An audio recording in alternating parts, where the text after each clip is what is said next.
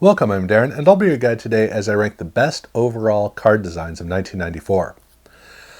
I've always been a fan of 1994 because, well, I'm not a huge fan, but it's this weird year where I've always liked it, but I've never really thought about why. It just has kind of a positive feeling to it, even though the middle of the card design world is kind of a muddled mess. And it really comes down to the fact that I like good images. For me, if it's got good images, there's a really good chance I'm going to like the card because I like sport. I love football and I like sports overall.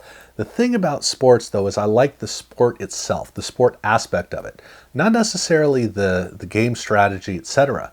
But if I'm going to be there engaged with sports, it's the event of the sport. It's the sports event that is really going to carry me. And so that's what I want to see on these sports cards is I want to see the sport coming through. And for 1994, it's basically like everybody just stopped and started to do the same thing or tried to do the same thing with limited success, which was to get rid of the border and just have like a little bit of gold foil or something on the card as an accent. And what I find interesting is that Pro Set did a phenomenal job in 1991.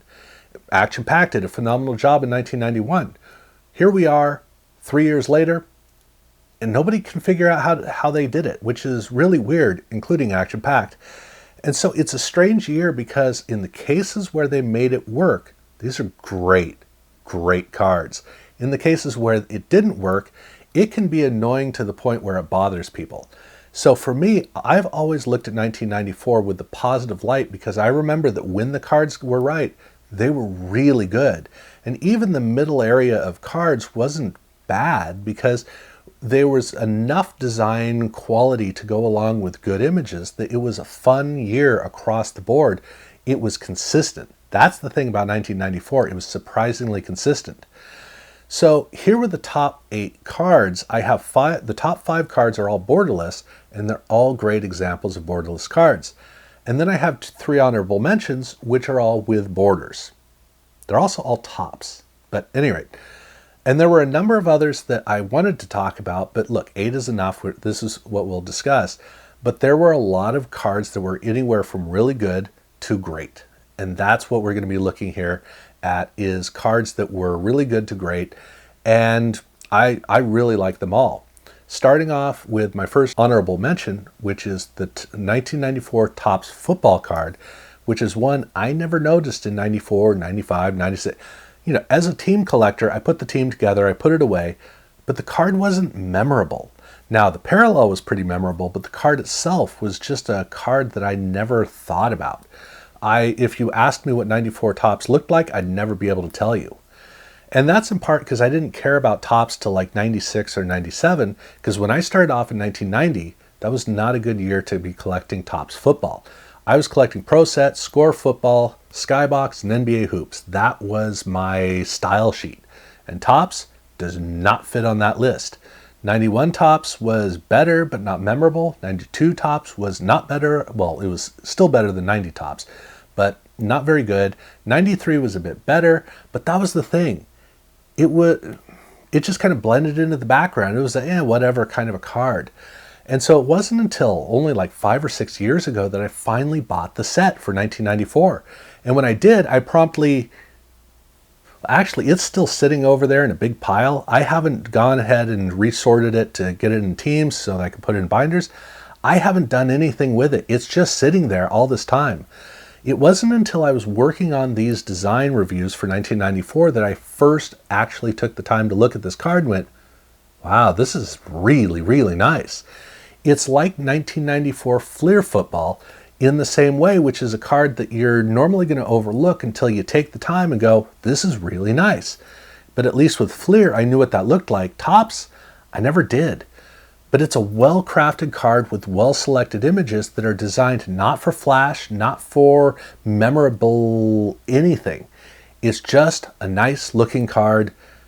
And well, it's really successful at that. So while this is not a definite favorite of mine, this is a card that I look at and I go, that's one of the positives of 1994. I really like having these cards here in this list, or here in this year. And my next honorable mention is Topps Finest for football, which is kind of in a way the opposite, because this is a card I have known about since 1994 and I've never liked it. I've almost liked it, but the problem is, for me, the thing that stands out is the blue border. The light blue border is just not a good color. It's really not.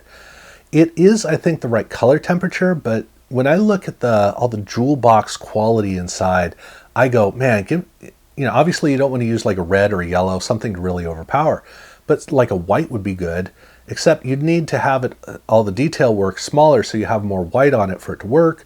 You could use black, but then if you used black, then the refractor wouldn't work. But look, if you used the black, that would make this card work so much better. And so that's the problem, is I don't remember the jewel box stuff inside. It's the blue that I remember, and that's the thing that drags it back.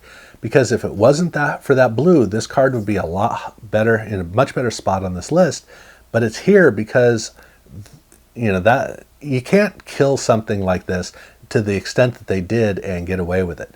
So definitely not a rousing success, but still really nice card. But the last honorable mention is one that could very easily be number 5 or number 4, and that is Topps Embossed for basketball. And this is just about the best 3D card ever made. It's not the best, because, that's obviously 1991 Action Pact, but this stands alongside 1996 Action Pact, where 96 Action Pact was better with the images. Here, not so much. But that border with the basketball, with the relief for the grip on the ball and the tone of the orange on the ball, wow, this is gorgeous. And it's the kind of card that stands out as one of the great cards if the images were better selected. And all the images are good, they're not distinct. You don't want them to overpower the card, but you want them to at least compete with the card and be a strong element in the card, and they don't quite do that.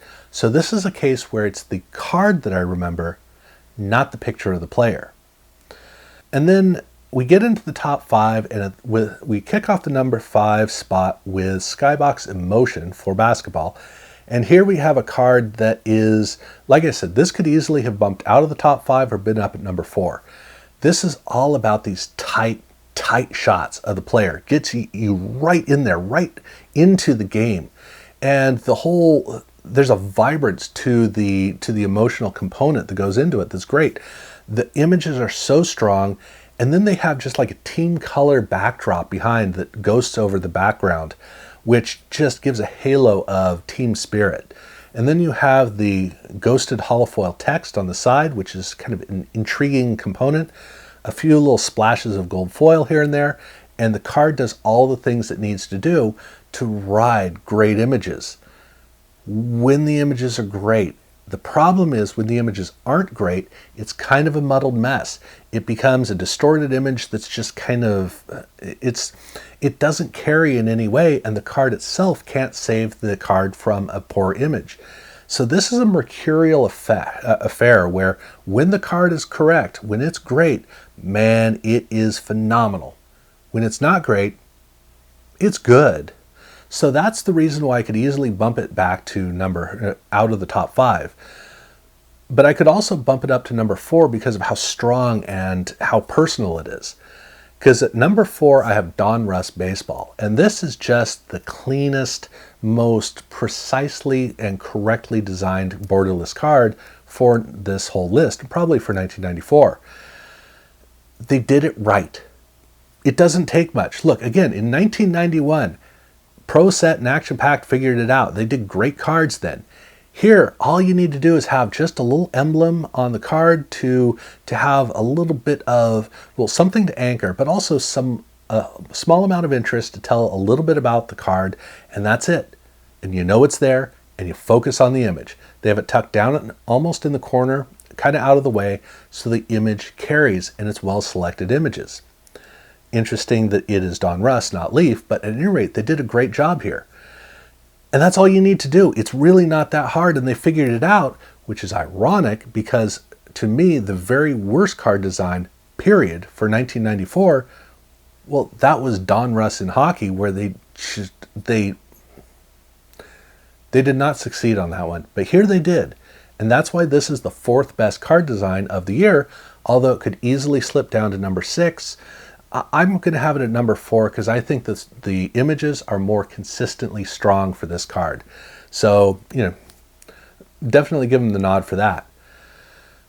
But at number 3, now we're shifting into the true upper tier, and that is with SP for hockey. The football and baseball SP cards, not a fan. Basketball, I think that the card was a failure. It was a nice enough card, but there was nothing distinct about it. Here, however, I don't know if they designed this around this card or if they lucked into the fact that that gold on gold foil on the side is very strong and it needs a good image to counter it. And that's what they've got in hockey. Because in 1995, both baseball and football succeeded by having multicolors or multiple colors of foil that add an intricate quality that make the cards work really well. In hockey, they just have gold on gold, but because of the ice and because of the boards, it allows for there to be enough of a separation so that it's almost like there are two things going on in the card. You have the player, and then you also have the border element. And the two work as counterpoints to kind of balance each other. That's really the key to how this card works and why this card works. But then you've also got the colors, and the colors are really strong on the card as well. So this is, I think, kind of a backdoor success story where all the things that needed to happen to turn out right did. The card has more strength than the Donruss card has, which is why it's here at number 3. But at number 2, this is probably the most basic and pure success story of all of these borderless cards, which is Game Day. And Game Day has the luxury of being a tall boy. But, well, Extra Bases was also a tall boy, and then Jam Session also had a tall boy. The thing about this is they did all the things you're supposed to do to make it work right. Football is a lot easier to work with because of the daylight, but the way that the tall boy works is it gives you so much real estate that you can get really tight in there with the player, so that when I look at this card, I feel like I'm in the sidelines, not in the stands. That's where this card reads so well, is that like with Skybox Emotion, it gets you right in there. But unlike Skybox Emotion, you're not like tacked in, you're not tucked into a phone booth. In this case, you actually have some leeway. You feel like you're actually out there in the environment, but you're not kind of locked into the action itself. And that's what's so great, is the fact that it has more detail than you would expect for a card like this to have because of the proportions. And yet you're also so close in that it's all about that player. It works so well. And then you got the team colored band down almost at the bottom, but the image goes below, so it kind of floats and keeps it kind of light and airy. This card is successful because, like 1991 Pro Set, it knew, don't overdo it. Just don't overdo it. Just select a good image and let the rest of the card pretty much get out of the way. And it almost is like a 1991 Pro Set card where they sheared off the sides and made it bigger. Hey, it worked in 1991, and sadly it still works really well now because they hadn't really evolved too much. But there was one card design that did move even beyond this, and that is Upper Deck, specifically football and hockey. In basketball, I don't think it quite worked. Baseball was a whole nother design that was too busy. That was the problem with the baseball card, was they had too much going on. But by the time they got to football, they cleaned it up and they got this card perfect. It's all about the image. But you also have the design feature on the other side, or over on the side, which has a little bit of gold foil, not a lot, a little bit of gold foil, a team color down at the bottom, just the team color. And then you have this darkened area with the picture that's going behind the darkened area, which allows you to have an entire area on one side that's designed, but even with that, the picture is not constrained by it. It still flows on its own. And all those design elements on the side, they don't really grab your eye as much as they require a brief glimpse, and then you're good. And then in the side of your eye, you've got the team color, which gets you in the spirit of the team. And you've got a little bit of gold foil, which gives you a really nice elegance to the card. But it's still all about the images. But as much as I love the images in football, I gotta hand it to the hockey cards. I think these images are stronger. They're cleaner. They're more crisp. And when I look at this card, I think about walking outdoors on a really, really cold, frosty day. And your eyes kind of get pierced in a way. Everything is so clear. That's partially because the air is clear, but it's also partially because your eyes are almost in panic mode and really soaking in everything that they're seeing until they get all watery, of course. But that's what these cards are like. When I look at it, there's a clarity to the cards that is just unusual and is really intriguing, but also you have the strong colors. And so when I look at the hockey cards, what really surprises me is I don't know who the player is, and I don't care. Not because I'm not a hockey fan, but because with these images, I literally don't care. Every time I look at the image, I just go, that is a gorgeous image. It's like art. And it's interesting for me to say this because I always harp on whether or not a player is clear on a card. And here's a case where the player, well, really isn't all that clear on the card necessarily in terms of the way the card communicates, but the picture of the player is clear.